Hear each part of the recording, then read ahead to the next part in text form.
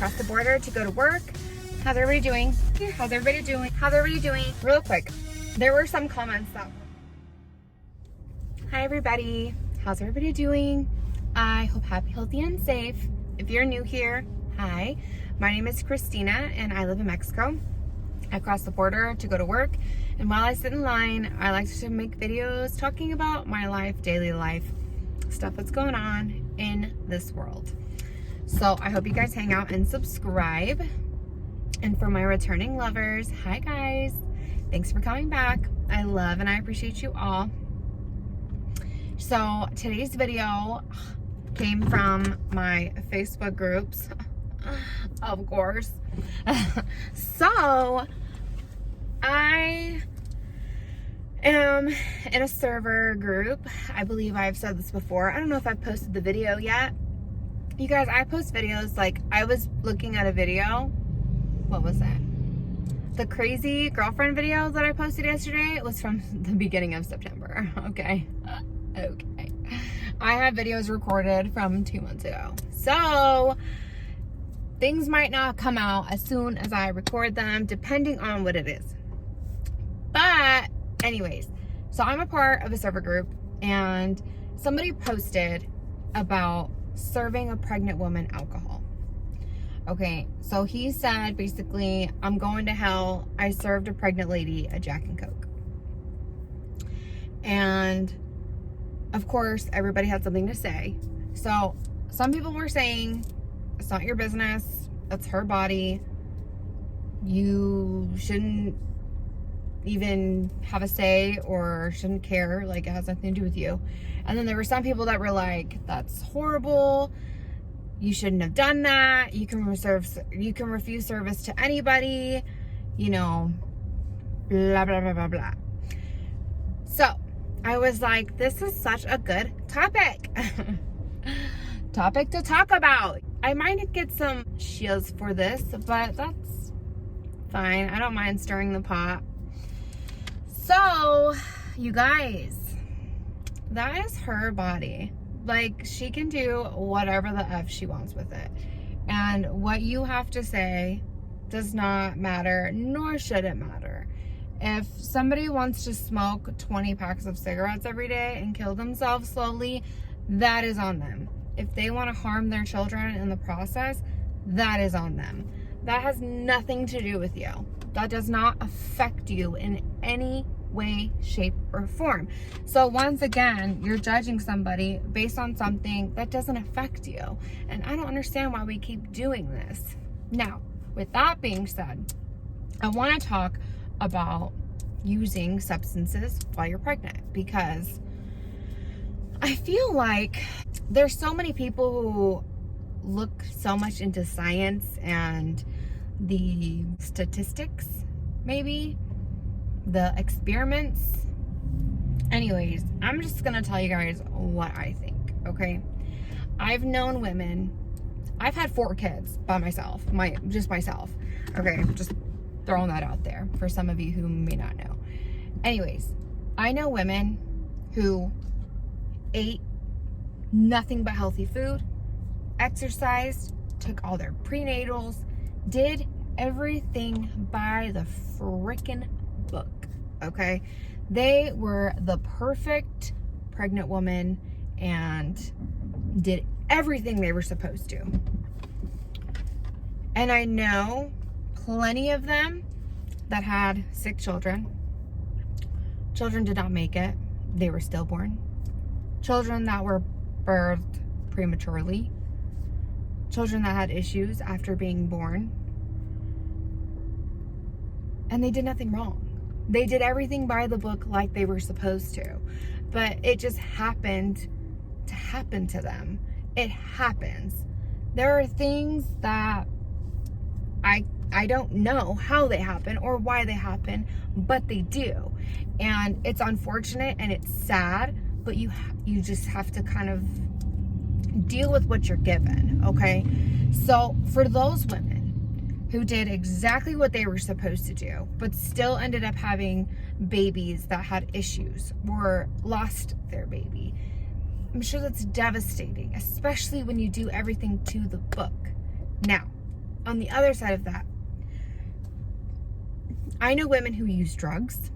I know women who did heroin, crack, cocaine, drank, smoked, marijuana, everything in the book, and had beautiful, healthy babies. Okay?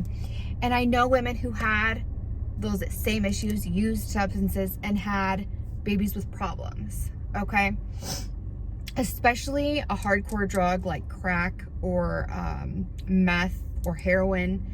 To have a baby with that, they usually are born addicted to that substance, and so the doctors then have to wean them off. That is the saddest thing I think that could ever happen. Okay, so in no way am I saying it's okay to use cocaine or meth or heroin when you're pregnant. Okay, I'm not saying that. However, I'm gonna get personal here. Okay, I used cocaine before I knew that I was pregnant, okay? I drank before I knew that I was pregnant. And I smoked cigarettes, okay? All of my children were born on time, 39 weeks or longer. Healthy weights, healthy pregnancies, healthy births. You know, now my kids are 4 or 5 and almost 6 and 11. All of them have no health issues, are completely healthy. To be honest, the majority of my kids are 1000% fine. They like never get sick with anything other than like the sniffles. Like my kids are fine. And I know a lot of you guys are probably like, oh, well, you got lucky. You know, maybe I did. Maybe I did get lucky. But to be honest, if a woman wants to have a drink here and there throughout her pregnancy, I really don't think that's a big deal. I really don't. I stopped doing that stuff when I found out I was pregnant. I'm saying like for the women who do it and don't know that they're pregnant, you know, because they say even in their statistics, the first 3 months are like the worst time to do any of that, which is usually when women don't know they're pregnant, because you usually find out like what, between 6 to 10 weeks ish, around there, and some women don't find out till later.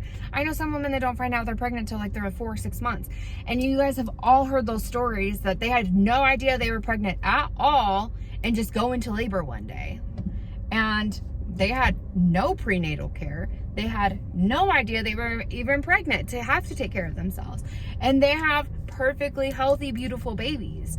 So I really think we should all take a second look into that, and just, to be honest, it's in God's hands, in my opinion. It really is. It's in God's hands. It's what God is going to give you. You know, you do your part in making that child, and at that point, it's up to Jesus, okay? I'm not saying go jump on trampolines and eat a crap ton of sushi. I'm not saying go purposely do things that are unhealthy for you when you're pregnant. I'm not saying that. However, I don't think it's necessary to go crazy either about being perfectly healthy 1000%. Like, no. You know how many women are supposed to watch what they eat while they're pregnant, but most women will just eat like they're eating for 2 when you're even not supposed to. You're not supposed to eat for 2, okay? Yes, your appetite will go up more, but you're not supposed to actually eat more. A lot of people will say, you know, you're only supposed to gain between 15 and 25 pounds while pregnant. I gained 60 pounds my first pregnancy. Okay, I gained 50 pounds, 40 pounds. Like, I gained way more than 25 pounds, let me tell you. Okay, and you know, was it harder to get the weight off? Yes, but my babies were just fine, you know. And I just feel like you can do everything right and still have issues. You can do everything wrong and still have a perfectly healthy baby. So I'm not saying to go and do these things, but if you struggle with these things, I'm gonna tell you guys what happened to me, okay? And like I said, I'm probably gonna get a lot of shit for this, and it's fine. I did what I did. It is what it is. I'm a smoker. You guys know this. Now, part of the reason why I can control my anxiety so much is because I smoke, okay? If I didn't smoke, my anxiety would probably be through the freaking roof, because I know when I don't have a cigarette, I freak the F out, okay? It's like my world is ending and I cannot breathe. That's how I feel without a cigarette, okay? So if you guys can imagine being pregnant and not being able to smoke, I was stressed the F out, okay?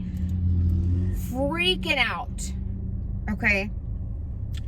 My doctor thought that it would be better for me to smoke than to suffer from the consequences from not smoking. So the stress that I would go under from not smoking was worse for the baby than if I just had a cigarette. I was told to cut down, of course, only have one when you really need one, which I did do. Normally I smoke, half a pack a day. And when I was pregnant, I got down to like 2 or 3 a day, which, to some of you guys are probably like, oh my God, you're the worst person in the world, blah, blah, blah, blah. I get it. You guys can think that of me. That's fine. But I could not quit. My anxiety would not allow me to. And I couldn't deal with it. So the doctor told me it was better for me to have a cigarette than have a mental breakdown. The other thing, I have scoliosis, okay? So I've been through a lot of just body pain in general. Not even just my back. My hips, my legs, my torso area, I've gone through a lot of pain. And in the midst of that pain, I had my Percocet addiction. And then coming off Percocet, I was taking Tramadol. Okay, for those of you that don't know what Tramadol is, it is still considered an opiate. Actually, it's not an opiate. I don't think so. But it does have some of the same tendencies as an opiate. You can still become addicted to it. You can still withdraw off of it. If you don't have any and you take a lot, your body will get addicted to it, okay? It's kind of the same thing, but it's not as strong. It's stronger than Advil, like Tylenol 3 or whatever, but it's not as strong as like a Vicodin or a Percocet or a Lower Tab or whatever like that. Okay, so when I got pregnant with my first daughter, I was on those. And apparently, at that point, not taking one would make me withdraw. So I talked to my doctor. My doctor knew that I was taking them. I was prescribed them. So he told me it would be better to stay on the Tramadol during my pregnancy, because withdrawing from them could actually cause me to lose the baby. Okay, so he monitored my usage. I was continued to be prescribed to them. And then when my daughter was born, I had to stay in the hospital for 3 days to make sure that none of it was in her system. And if it was in her system, that she wasn't gonna withdraw, okay? Now, I was terrified that that was gonna happen, because I would never wanna put my baby through that. But at the same time, I didn't wanna lose my baby either. And because I had already gotten pregnant while I was on it, what was I gonna do? If I withdraw and I lose her, I was gonna be devastated. If I keep taking it and she has to withdraw, I was gonna be devastated. So either way, it was a lose-lose situation. So, moving on. She was born, and I stayed in the hospital for 3 days. For 3 days, they checked her. They checked her poop, her urine. Not one trace of Tramadol was in her system. Not one. They did not get any Tramadol from her system whatsoever in any test at any time. And how? I don't know. But the fact that I was so terrified of something that never even happened, I was pissed. I was mad that you guys told me that this would be in her system, and you were wrong. It wasn't even in her system. It wasn't even, it didn't even go anywhere near her. I took this medicine. I took between 500 and 600 milligrams of tramadol every single day of my pregnancy. I didn't miss a day. I can't, because then I would withdraw. Okay. And so to take that much every single day during pregnancy and not have any of it, not even a trace of it in her system, what does that tell you? I feel like a lot of these people are scaring you into not doing something or doing something because of their scientifical facts, when in all reality, it's in God's hands. You know, if your baby's gonna have issues, that's something that God has planned for you. And I know that sounds horrible, but that's what I believe. You know, if that's the hand that you're dealt. It's because God gave that baby to you because they felt like you could handle it and that you would be a good mom or dad to that baby. That's what I believe. You know, God doesn't give you anything you can't handle. So it is what it is. I don't think any pregnant woman should be judged on what she does. You know, as far as the hardcore drugs go, yes, that's horrible, and no pregnant lady should be using anything like that, for sure. But if a pregnant lady wants to have a Jack and Coke or a beer or a glass of wine, leave the poor girl alone. Like, it's none of your business. It really isn't. And then on top of that, you know, they were saying that you should refuse service to her. You cannot refuse service to somebody because they're pregnant. It's discrimination. So, sorry. And they were saying, well, you don't have to tell them why you're receiving service. Well, if they want to take it that far, they could prove that it was because they were pregnant. You don't want to discriminate against anybody who has a title of being discriminated against for a purpose. Period. But those are my thoughts on that. So, I hope I didn't piss anybody off. And if I did, I'm sorry. We each have our own opinion. And if you don't agree with me, that's fine. We can still be cool. I'm cool. I'm cool. You're cool. I'm just putting my stuff out there. So, yeah. I hope you guys enjoyed this video, though. I hope you share it and like it and subscribe. And of course, as always, I'll see you in the next one. Bye.